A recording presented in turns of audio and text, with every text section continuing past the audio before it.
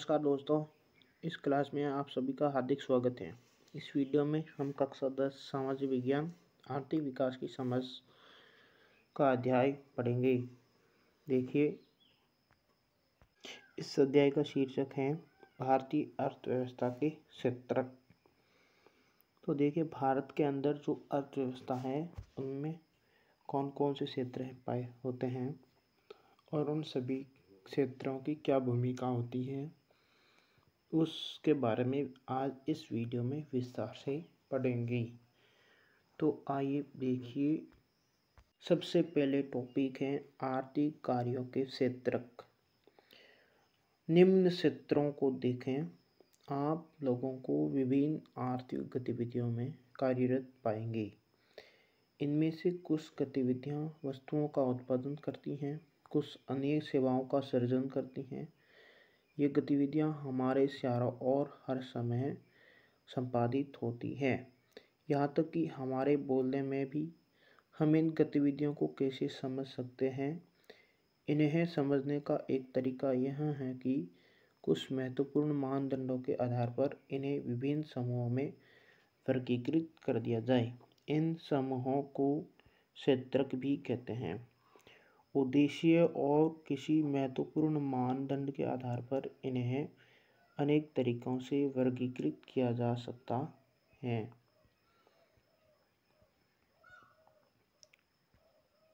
Next है प्राकृतिक संसाधनों के प्रत्यक्ष उपयोग पर आधारित अनेक गतिविधियां हैं, जैसे कपास की खेती। यह एक मौसमी फसल है। कपास के पौधों की वृद्धि के लिए हम मुख्यतः न कि पूर्णतः प्राकृतिक कारकों जैसे वर्षा, सूर्य का प्रकाश और जलवायु पर निर्भर हैं। अतः कपास एक प्राकृतिक उत्पाद है। इसी प्रकार डेयरी उत्पादन में हम पशुओं की जैविक प्रक्रिया एवं चारा आदि की उपलब्धता पर निर्भर होते हैं। अतः इसका उत्पाद दूध भी एक प्राकृतिक उत्पाद है। इसी प्रकार खनिज और अयस्क भी प्राकृतिक उत्पाद हैं। जब हम प्राकृतिक संसाधनों का उपयोग करके किसी वस्तु का उत्पादन करते हैं तो इसे प्राथमिक क्षेत्र की गतिविधि कहा जाता है। प्राथमिक क्यों? क्योंकि यह उन सभी उत्पादों का आधार है जिन्हें हम क्रमश निर्मित करते हैं। क्योंकि हम अधिकांश प्राकृतिक उत्पाद कृषि, डेयरी, मत्स्य और वनों से प्राप्त करते हैं, इसलिए इस क्षेत्र को कृषि एवं सहायक क्षेत्र भी कहा जाता है। द्वितीयक क्षेत्र की गतिविधियों के अंतर्गत प्राकृतिक उत्पादों को विनिर्माण प्रणाली के जरिए अन्य रूपों में परिवर्तित किया जाता है। यह प्राथमिक क्षेत्र के बाद अगला कदम है। यहाँ वस्तुएं सीधे प्रकृति से उत्पादित नहीं होती हैं, बल्कि निर्मित की जाती हैं। इसलिए विनिर्माण की प्रक्रिया अपरिहार्य है। यह प्रक्रिया किसी कारखाना, किसी कार्यशाला या घर में हो सकती है। जैसे कपास के पौधे से प्राप्त रेशे का उपयोग कर हम सूत कातते और कपड़ा बुनते हैं। गन्ने को कच्चे माल के रूप में उपयोग कर हम चीनी और गुड़ तैयार करते हैं। हम मिट्टी से ईंट बनाते हैं और ईंटों से घर और भवनों का निर्माण करते हैं। चूँकि यह क्षेत्र क्रमशः संवर्धित विभिन्न प्रकार के उद्योगों से जुड़ा हुआ है, इसलिए इसे औद्योगिक क्षेत्र भी कहा जाता है। प्राथमिक और द्वितीयक क्षेत्र के अतिरिक्त आर्थिक गतिविधियों की एक तीसरी कोटि भी है, जो तृतीयक क्षेत्र के अंतर्गत आती हैं और उपयुक्त दो क्षेत्रकों से अलग हैं। यह गतिविधियां प्राथमिक और द्वितीयक क्षेत्र के विकास में मदद करती हैं। यह गतिविधियां स्वतः वस्तुओं का उत्पादन नहीं करती हैं, बल्कि उत्पादन प्रक्रिया में सहयोग या मदद करती हैं। जैसे प्राथमिक और द्वितीयक क्षेत्र द्वारा उत्पादित वस्तुओं को थोक एवं खुदरा विक्रेताओं को बेचने के लिए ट्रकों और ट्रेनों द्वारा परिवहन करने की ज़रूरत पड़ती है। कभी कभी वस्तुओं को गोदामों में भंडारित करने की आवश्यकता होती है। हमें उत्पादन और व्यापार में सहूलियत के लिए टेलीफोन पर दूसरों से वार्तालाप करने या पत्राचार संवाद या बैंकों से कर्ज लेने की भी आवश्यकता होती है।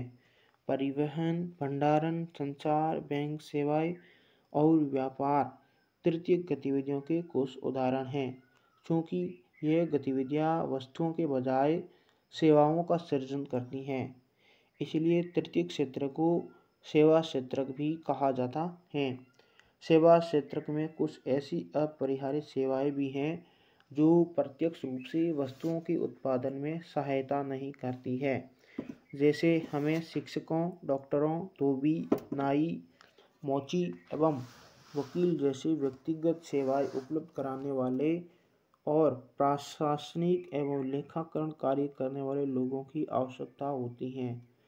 वर्तमान समय में सूचना प्रौद्योगिकी पर आधारित कुछ नवीन सेवाएं जैसे internet cafe, ATM booth, call centre, software company इत्यादि भी महत्वपूर्ण हो गई हैं। अगला टॉपिक है तीन क्षेत्रकों की तुलना।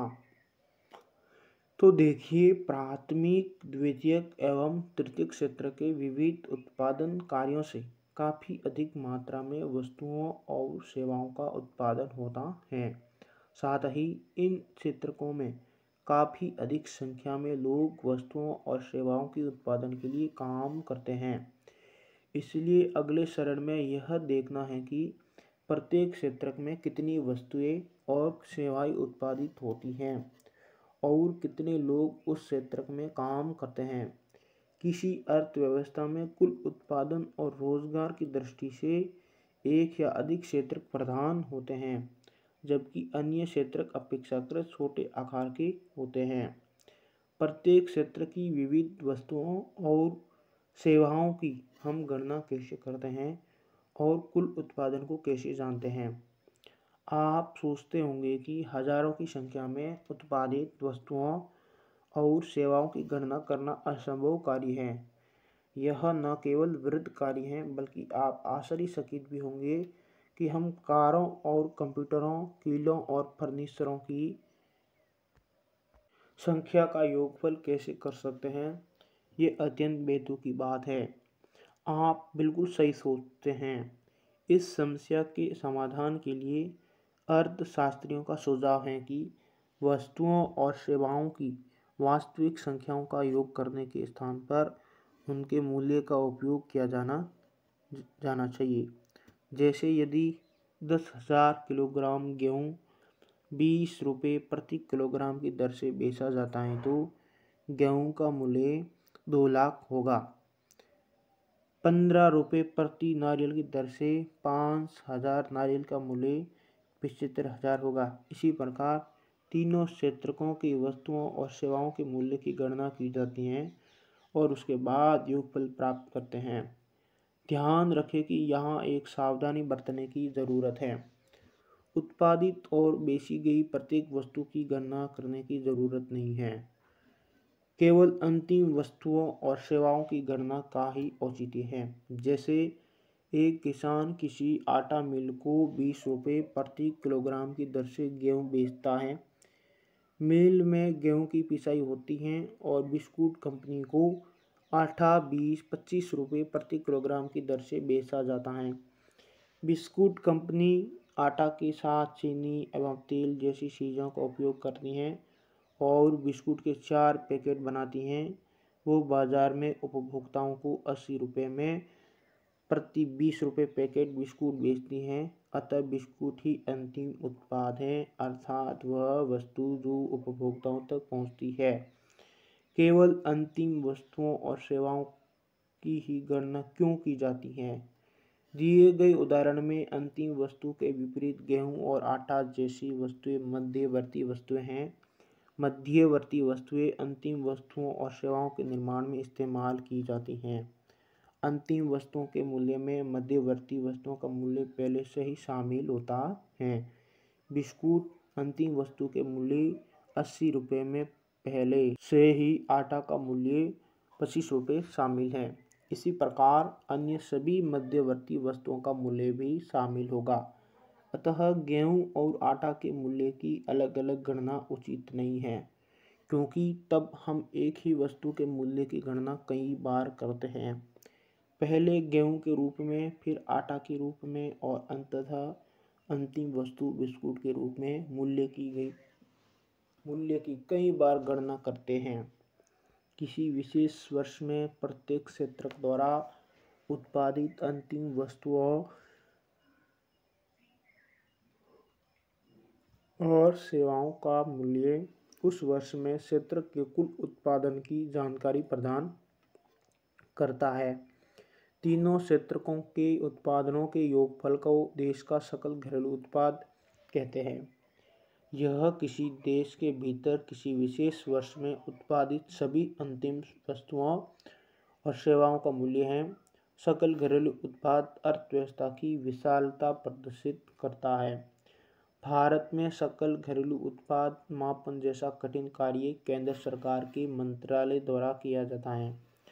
यह मंत्रालय राज्यों एवं केंद्र शासित क्षेत्रों के विभिन्न सरकारी विभागों की सहायता से वस्तुओं और सेवाओं की कुल संख्या और उनके मूल्य से संबंधित सूचना एकत्रित करता है और तब जीडीपी का अनुमान करता है। क्षेत्रकों में ऐतिहासिक परिवर्तन। सामान्यतः अधिकांश विकसित देशों के इतिहास में यह देखा गया है कि विकास की प्रारंभिक अवस्था में प्राथमिक क्षेत्रक ही आर्थिक सक्रियता का सबसे महत्वपूर्ण क्षेत्र रहा है। जैसे जैसे कृषि प्रणाली परिवर्तित होती गई है और कृषि क्षेत्र समृद्ध होता गया, वैसे वैसे पहले की तुलना में अपेक्षाकृत अधिक उत्पादन होने लगा। अब अनेक लोग दूसरे कार्य करने लगे, शिल्पियों और व्यापारियों की संख्या में वृद्धि होने लगी, क्रय विक्रय की गतिविधियां कई गुना बढ़ गई। इसके अलावा अनेक लोग परिवहन, प्रशासक और सैनिक कार्य इत्यादि से जुड़ने लगे। फिर भी इस अवस्था में अधिकांश उत्पादित वस्तुएं प्राकृतिक उत्पाद थी जो प्राथमिक क्षेत्र में आते थे और अधिकांश लोग इसी क्षेत्र में रोजगार करते थे। लंबे समय 100 वर्षों से अधिक के बाद और विशेषकर विनिर्माण की नवीन प्रणाली के प्रचलन से कारखाने अस्तित्व में आए और उनका प्रचार होने लगा। जो लोग पहले खेतों में काम करते थे उनमें से बहुत अधिक लोग अब कारखानों में काम करने लगे। उन्हें कारखानों में काम करने के लिए मजबूर किया गया, जैसा कि आपने इतिहास में पढ़ा है। कारखानों में सस्ती दरों पर उत्पादित वस्तुओं का लोग इस्तेमाल करने लगे। कुल उत्पादन एवं रोजगार की दृष्टि से द्वितीय क्षेत्र सबसे महत्वपूर्ण हो गया। इस कारण अतिरिक्त समय में भी काम होने लगा। इसका अर्थ है कि क्षेत्रकों का महत्व परिवर्तित हो गया। विगत 100 वर्षों में विकसित देशों में द्वितीय क्षेत्र से तृतीय क्षेत्र की ओर पुनः बदला हुआ है। कुल उत्पादन की दृष्टि से सेवा क्षेत्र का महत्व बढ़ गया। अधिकांश श्रमजीवी लोग सेवा क्षेत्र में ही नियोजित हैं। विकसित देशों में यही सामान्य लक्षण देखा गया है। भारत में तीनों क्षेत्रकों का कुल उत्पादन और रोजगार कितना है? विगत वर्षों में विकसित देशों में देखे गए पैटर्न के समरूप क्या भारत में भी परिवर्तन हुआ है? हम इसे अगले खंड में देखेंगे। अगला टॉपिक है भारत में प्राथमिक, द्वितीयक और तृतीयक क्षेत्र। देखिए आलेख बना हुआ है। इस आलेख में सब आंकड़े दर्शाए गए हैं, देख लीजिए। जो नीले कलर का है वो प्राथमिक क्षेत्र है, जो लाल कलर में है वो द्वितीयक क्षेत्र है और जो हरे में है वो तृतीयक क्षेत्र है। तो देखिए उत्पादन में तृतीयक क्षेत्र का बढ़ता महत्व। वर्ष 1973-74 और 2013-14 के बीच 40 वर्षों में यद्यपि सभी क्षेत्रकों में उत्पादन में वृद्धि हुई, परंतु सबसे अधिक वृद्धि तृतीयक क्षेत्र के उत्पादन में हुई। परिणाम वर्ष 2013-14 में भारत में प्राथमिक क्षेत्र को प्रतिस्थापित करते हुए तृतीयक क्षेत्र सबसे बड़े उत्पादक क्षेत्र के रूप में उभरा। भारत में तृतीयक क्षेत्र इतना महत्वपूर्ण क्यों हो गया है? इसके कई कारण हो सकते हैं। पहला, किसी भी देश में अनेक सेवाओं जैसे अस्पताल, शैक्षिक संस्थाएं, डाक एवं तार सेवा, थाना कचहरी, ग्रामीण प्रशासनिक कार्यालय, नगर निगम, रक्षा, परिवहन, बैंक, बीमा कंपनी इत्यादि की आवश्यकता होती है। इन्हें बुनियादी सेवाएं माना जाता है। किसी विकासशील देश में इन सेवाओं के प्रबंधन की जिम्मेदारी सरकार उठाती है। दूसरा, कृषि एवं उद्योग के विकास से परिवहन, व्यापार, भंडारण जैसी सेवाओं का विकास होता है। प्राथमिक और द्वितीयक क्षेत्र का विकास जितना अधिक होगा, ऐसी सेवाओं की मांग उतनी ही अधिक होंगी। तीसरा, जैसे जैसे आय बढ़ती है, कुछ लोग अन्य कई सेवाओं जैसे रेस्तरां, पर्यटन, शॉपिंग, निजी अस्पताल, निजी विद्यालय, व्यावसायिक प्रशिक्षण इत्यादि की मांग शुरू कर देते हैं। आप नगरों में, विशेषकर बड़े नगरों में इस द्रुत परिवर्तन को देख सकते हैं। चौथा, विगत दशकों में सूचना और संचार प्रौद्योगिकी पर आधारित कुछ नवीन सेवाएं महत्वपूर्ण एवं अपरिहार्य हो गई है। इन सेवाओं के उत्पादन में तीव्र वृद्धि हो रही है। अध्याय 4 में हम इन नवीन सेवाओं और इनके प्रसार के कारणों की चर्चा करेंगे। अंततः आपको याद रखना चाहिए कि सेवा क्षेत्र की सभी सेवाओं में समान रूप से समृद्धि नहीं हो रही है। भारत में सेवा क्षेत्र कई तरह के लोगों को नियोजित करते हैं। एक और उन सेवाओं की संख्या सीमित है जिसमें अत्यंत कुशल और शिक्षित श्रमिकों को रोजगार मिलता है। दूसरी ओर बहुत अधिक संख्या में लोग छोटी दुकानों, मरम्मत कार्यों, परिवहन जैसी सेवाओं में लगे हुए हैं। वे लोग बड़ी मुश्किल से जीविका निर्वाह कर पाते हैं और वे इन सेवाओं में इसलिए लगे हुए हैं क्योंकि उनके पास कोई अन्य वैकल्पिक अवसर नहीं है। इस कारण सेवा क्षेत्र के केवल कुछ भागों का ही महत्व बढ़ रहा है। आप इनके बारे में अगले खंड में विस्तार से पढ़ेंगे। अधिकांश लोग कहाँ नियोजित हैं? आलेख 2 सकल घरेलू उत्पाद में तीनों क्षेत्रकों की प्रतिशत हिस्सेदारी प्रस्तुत करता है। अब आप 40 वर्षों में क्षेत्रकों के बदले महत्व को प्रत्यक्ष देख सकते हैं।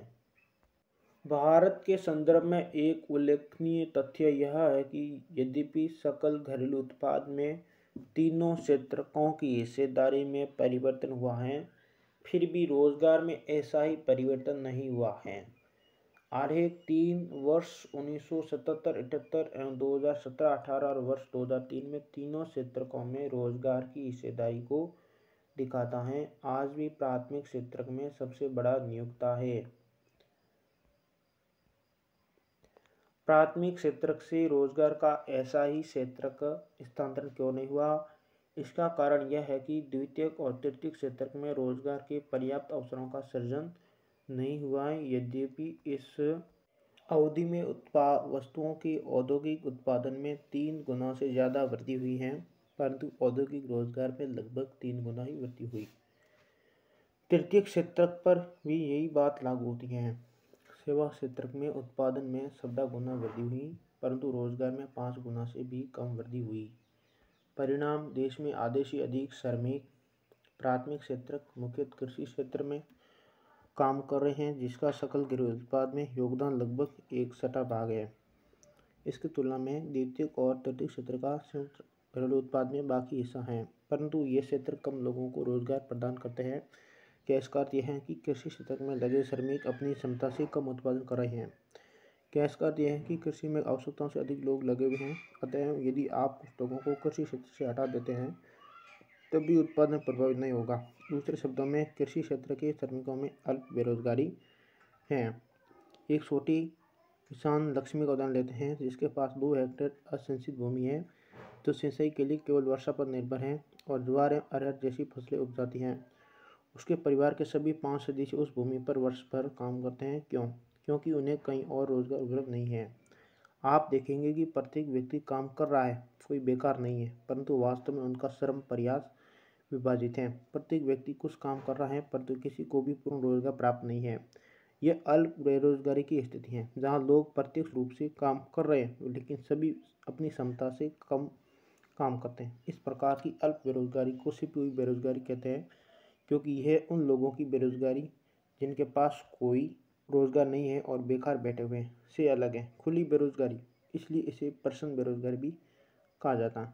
अब मान लेते हैं कि एक भूस्वामी सुखराम आता है और अपनी ज़मीन पर काम करने के लिए लक्ष्मी के परिवार के एक या दो सदस्यों को भाड़े पर ले जाता है। अब लक्ष्मी के परिवार को मजदूरी के द्वारा कुछ अतिरिक्त आय होती हैं, क्योंकि आपको छोटे से भूखंड पर काम करने के लिए 5 लोगों की ज़रूरत नहीं है, अतः 2 लोगों के चले जाने से कृषि उत्पादन प्रभावित नहीं होता है। दिए गए उदाहरण में 2 सदस्य किसी कारखानों में भी काम करने के लिए जा सकते हैं। एक बार फिर परिवार की कमाई में वृद्धि होगी और वे लोग अपनी भूमि से पहले जैसे उत्पादन करते रहेंगे। भारत में लक्ष्मी की तरह लाखों किसान हैं।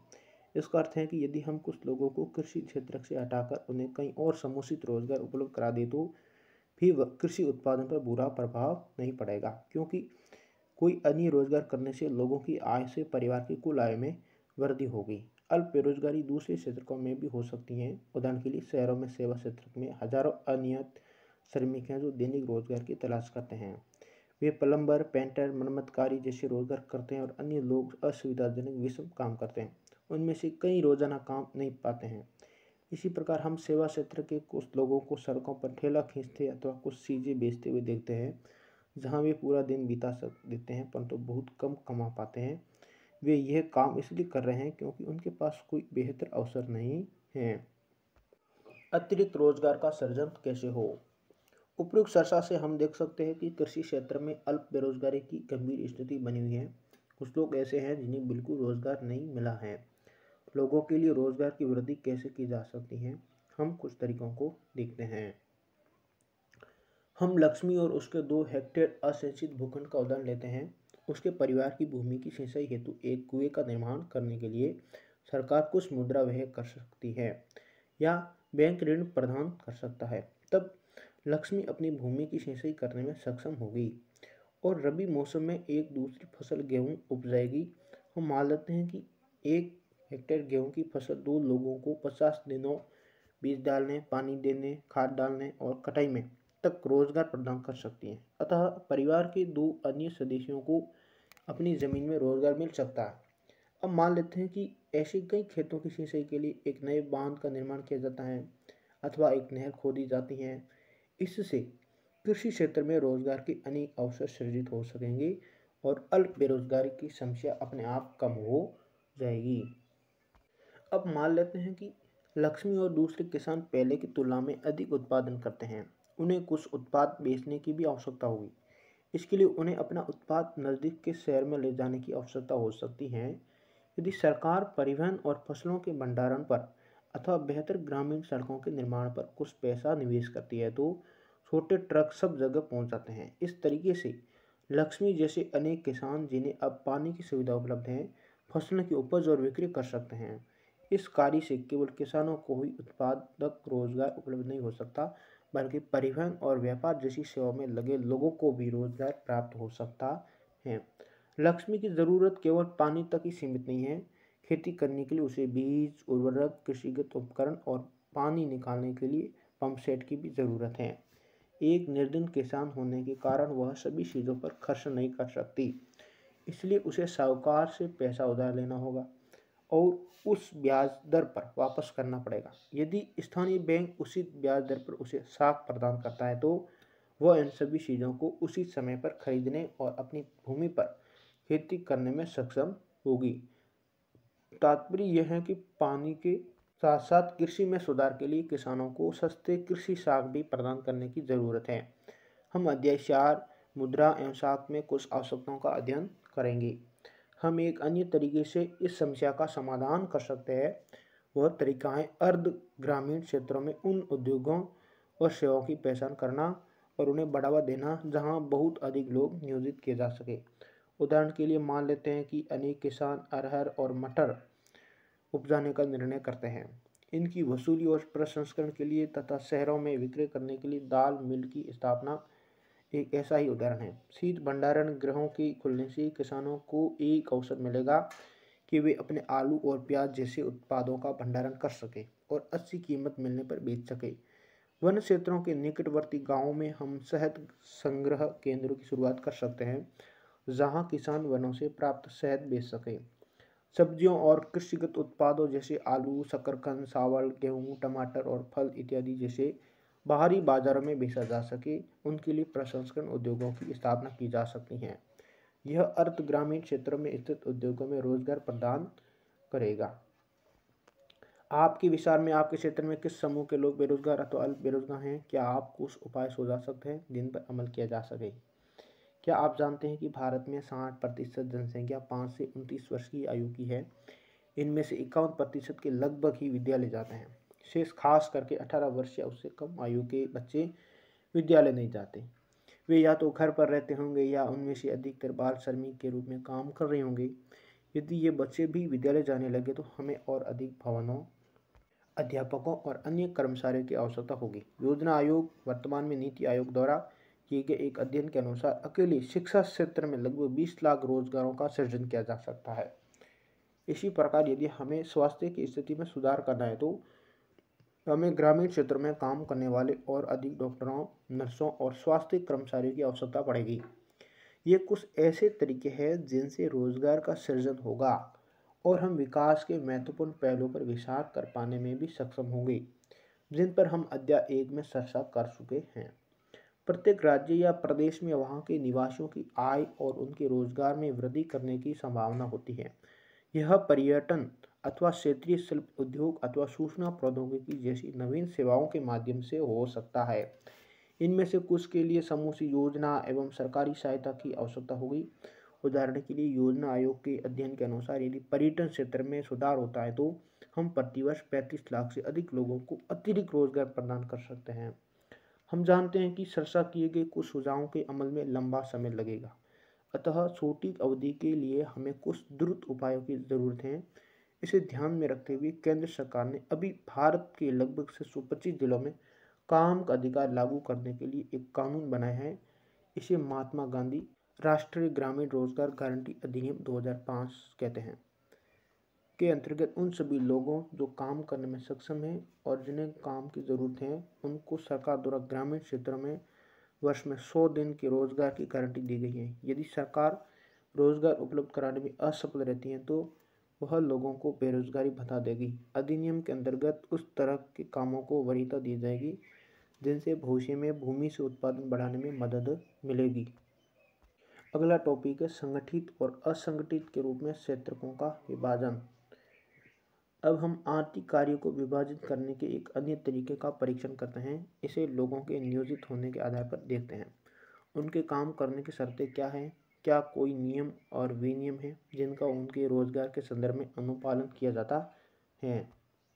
सबसे पहले कांता। कांता एक कार्यालय में काम करती हैं। वह सुबह 9:30 से शाम 5:30 तक कार्यालय में रहती हैं। वह नियमित रूप से प्रत्येक माह के अंत में अपना वेतन पाती हैं। वेतन के अलावा वह सरकारी नियमों के तहत भविष्य निधि भी प्राप्त करती हैं। उसे चिकित्सकीय और अन्य भत्ते भी मिलते हैं। कांता रविवार को कार्यालय नहीं जाती हैं। इस दिन सवेतन अवकाश होता है। उसने जब नौकरी आरंभ की तब उसे एक नियुक्ति पत्र दिया गया था जिसमें नौकरी संबंधी निबंधन और शर्तों का उल्लेख किया गया था। अगला है कमल। कमल कांता का पड़ोसी है। वह नज़दीक की किराना दुकान में दैनिक मजदूरी करने वाला श्रमिक है। वह सुबह 7:30 बजे दुकान पर जाता है और शाम 8 बजे तक काम करता है। उसे अपनी मजदूरी के अलावा अन्य कोई भत्ता नहीं मिलता है। जिस दिन वह काम नहीं करता उस दिन की मजदूरी उसे नहीं मिलती। उसे कोई छुट्टी या सवेतन अवकाश नहीं मिलता। उसे कोई औपचारिक पत्र नहीं मिला है जिसमें दुकान में नियुक्ति के बारे में कहा गया हो। उसका नियोक्ता उसे किसी भी समय काम से हटने के लिए कह सकता है। कांता संगठित क्षेत्र में काम करती हैं। संगठित क्षेत्र में वे उद्यम अथवा कार्य स्थान आते हैं जहां रोजगार की अवधि नियमित होती हैं और इसलिए लोगों के पास सुनिश्चित काम होता है। वे क्षेत्र सरकार द्वारा पंजीकृत होते हैं और उन्हें सरकारी नियमों एवं विनियमों का अनुपालन करना होता है। इन नियमों एवं विनियमों का अनेक विधियों जैसे कारखाना अधिनियम, न्यूनतम मजदूरी अधिनियम, सेवानुदान अधिनियम, दुकान एवं प्रतिष्ठान अधिनियम इत्यादि में उल्लेख किया गया है। इसे संगठित क्षेत्र कहते हैं क्योंकि इसकी कुछ औपचारिक प्रक्रिया एवं कार्य विधि हैं। कुछ लोग किसी के द्वारा नियोजित नहीं होते बल्कि वे स्वतः काम कर सकते हैं, परंतु वे भी अपने को सरकार के समक्ष पंजीकृत कराते हैं और नियमों एवं विनियमों का अनुपालन करते हैं। संगठित क्षेत्र के अंतर्गत कर्मचारियों को रोजगार सुरक्षा के लाभ मिलते हैं। उनसे एक निश्चित समय तक ही काम करने की आशा की जाती है। यदि वे अधिक काम करते हैं तो नियोक्ता द्वारा उन्हें अतिरिक्त वेतन दिया जाता है। वे नियोक्ता से कहीं दूसरे लाभ भी प्राप्त करते हैं। ये लाभ क्या है? सवेतन छुट्टी, अवकाश काल में भुगतान, भविष्य निधि, सेवानुदान इत्यादि पाते हैं। वे चिकित्सकीय लाभ पाने के हकदार होते हैं और नियमों के अनुसार कारखाना मालिक को पेयजल और सुरक्षित कार्य पर्यावरण जैसी सुविधाओं को सुनिश्चित करना होता है। जब वे सेवानिवृत्त होते हैं तो पेंशन भी प्राप्त करते हैं। इसके अलावा इसके विपरीत कमल असंगठित क्षेत्र में काम करता है। असंगठित क्षेत्र छोटी छोटी और बिखरी इकाइयों जो अधिकांश सरकारी नियंत्रण से बाहर होती हैं से निर्मित होता है। इस क्षेत्र के नियम और विनियम तो होते हैं परंतु उनका अनुपालन नहीं होता। वे कम वेतन वाले रोजगार हैं और प्राय नियमित नहीं हैं। यहाँ अतिरिक्त समय में काम करने से वेतन छुट्टी, अवकाश, बीमारी के कारण छुट्टी इत्यादि का कोई प्रावधान नहीं है। रोजगार सुरक्षित नहीं है। श्रमिकों को बिना किसी कारण काम से हटाया जा सकता है। कुछ मौसमों में जब काम कम होता है तो कुछ लोगों को काम से छुट्टी दे दी जाती है। बहुत से लोग नियोक्ता की पसंद पर निर्भर होते हैं।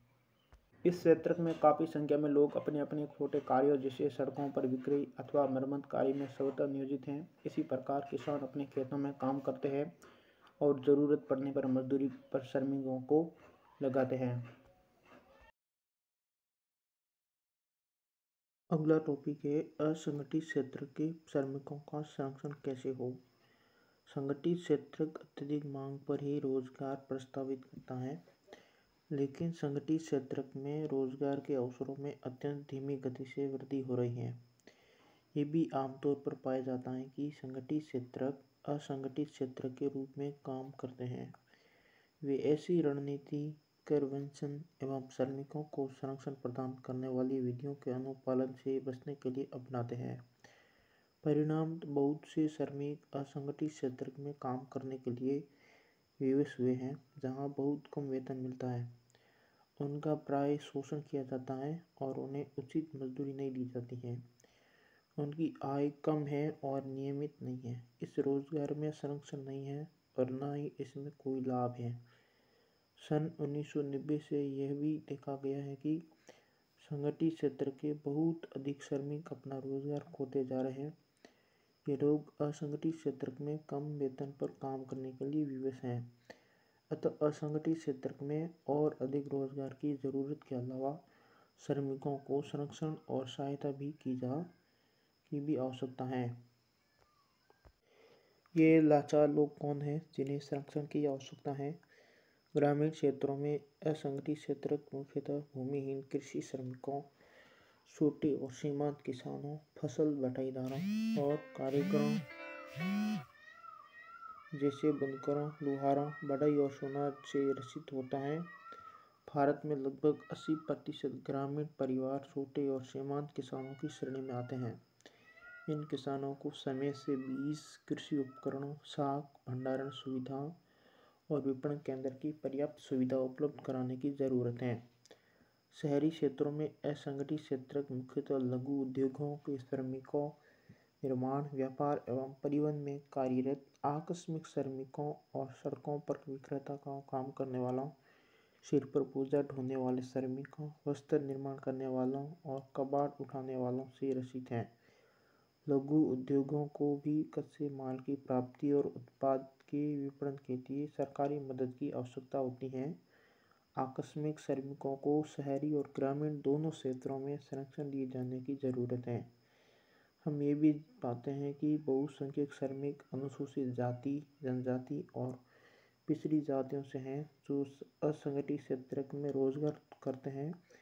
ये श्रमिक अनियमित और कम मजदूरी पर काम करने के अलावा सामाजिक भेदभाव के भी शिकार हैं। अतः आर्थिक एवं सामाजिक विकास के लिए असंगठित क्षेत्र के श्रमिकों को संरक्षण और सहायता अनिवार्य है। अगला टॉपिक है स्वामित्व आधारित क्षेत्र, सार्वजनिक और निजी क्षेत्र। सार्वजनिक क्षेत्र का मतलब होता है कि वो क्षेत्र जो सभी के लिए होता है, और निजी क्षेत्र का मतलब होता है किसी व्यक्ति विशेष के लिए। तो देखिए, आर्थिक गतिविधियों को क्षेत्रकों में वर्गीकृत करने का एक अन्य तरीका हो सकता है परिसंपत्तियों का स्वामी और सेवाओं की उपलब्धता के लिए जिम्मेदार व्यक्ति कौन है। सार्वजनिक क्षेत्र में अधिकांश परिसंपत्तियों पर सरकार का स्वामित्व होता है और सरकार ही सभी सेवाएं उपलब्ध कराती है। निजी क्षेत्र में परिसंपत्तियों पर स्वामित्व और सेवाओं के वितरण की जिम्मेदारी एकल व्यक्ति या कंपनी के हाथों में होता है। रेलवे अथवा डाकघर सार्वजनिक क्षेत्र के उदाहरण हैं, जबकि Tata iron and steel company limited अथवा रिलायंस इंडस्ट्रीज लिमिटेड जैसी कंपनियां निजी स्वामित्व में हैं। निजी क्षेत्र की गतिविधियों का ध्येय लाभ अर्जित करना होता है। इनकी सेवाओं को प्राप्त करने के लिए हमें इन एकल स्वामियों और कंपनियों को भुगतान करना पड़ता है। सार्वजनिक क्षेत्र का ध्येय केवल लाभ कमाना नहीं होता है। सरकार सेवाओं पर किए गए व्यय की भरपाई करों या अन्य तरीकों से करती है। आधुनिक दिनों में सरकार सभी तरह की गतिविधियों पर व्यय करती है। ये गतिविधियाँ क्या हैं? सरकार ऐसी गतिविधियों पर व्यय क्यों करती है, ज्ञात करें। कई ऐसी चीज़ें हैं जिनकी आवश्यकता समाज के सभी सदस्यों को होती है, परंतु जिन्हें निजी क्षेत्र उचित कीमत पर उपलब्ध नहीं कराते हैं। क्यों? क्योंकि इनमें से कुछ चीज़ों पर बहुत अधिक पैसे खर्च करने पड़ते हैं जो निजी क्षेत्रों की क्षमता से बाहर होती हैं। इन चीज़ों का इस्तेमाल करने वाले हजारों लोगों से पैसा एकत्र करना भी आसान नहीं है। फिर यदि वे चीज़ों को उपलब्ध कराते हैं तो वे इसकी ऊंची कीमत वसूलते हैं, जैसे सड़कों, पुलों, रेलवे पत्तनों, बिजली आदि का निर्माण और बांध आदि से सिंचाई की सुविधा उपलब्ध कराना। इसलिए सरकार ऐसे भारी व्यय स्वयं उठाती है और सभी लोगों के लिए इन सुविधाओं को सुनिश्चित करती है। कुछ गतिविधियाँ ऐसी हैं जिन्हें सरकारी समर्थन की ज़रूरत पड़ती है। निजी क्षेत्र उन उत्पादनों अथवा व्यवसायों को तब तक जारी नहीं रख सकते जब तक सरकार उन्हें प्रोत्साहित नहीं करती। जैसे उत्पादन मूल्य पर बिजली की बिक्री से बहुत से उद्योगों में वस्तुओं की उत्पादन लागत में वृद्धि हो सकती है। अनेक इकाइयाँ, विशेषकर लघु इकाइयाँ बंद हो सकती हैं। यहाँ सरकार उस स्तर पर बिजली उत्पादन और वितरण के लिए कदम उठाती है जिस पर ये उद्योग बिजली खरीद सकते हैं। सरकार लागत का कुछ अंश वहन करती है। इसी प्रकार भारत सरकार किसानों से उचित मूल्य पर गेहूं और चावल खरीदती है, इसे अपने गोदामों में भंडारित करती है और राशन दुकानों के माध्यम से उपभोक्ताओं को कम मूल्य पर बेचती है। आपने कक्षा 9 में खाद्य सुरक्षा अध्याय में इसके बारे में पढ़ा है। सरकार लागत का कुछ भाग वहन करती है। इस प्रकार सरकार किसानों को उपभोक्ताओं दोनों को सहायता पहुंचाती है। अधिकतर आर्थिक गतिविधियां ऐसी हैं जिनकी प्राथमिक जिम्मेदारी सरकार पर है। इन पर व्यय करना सरकार की अनिवार्यता है, जैसे सभी के लिए स्वास्थ्य और शिक्षा सुविधाएं उपलब्ध कराना। हमने पहले अध्याय में कुछ गतिविधियों पर विचार किया है। समुचित ढंग से विद्यालय चलाना और गुणात्मक शिक्षा, विशेषकर प्राथमिक शिक्षा उपलब्ध कराना सरकार का कर्तव्य है। भारत में निरक्षरों की संख्या विश्व में सबसे अधिक है।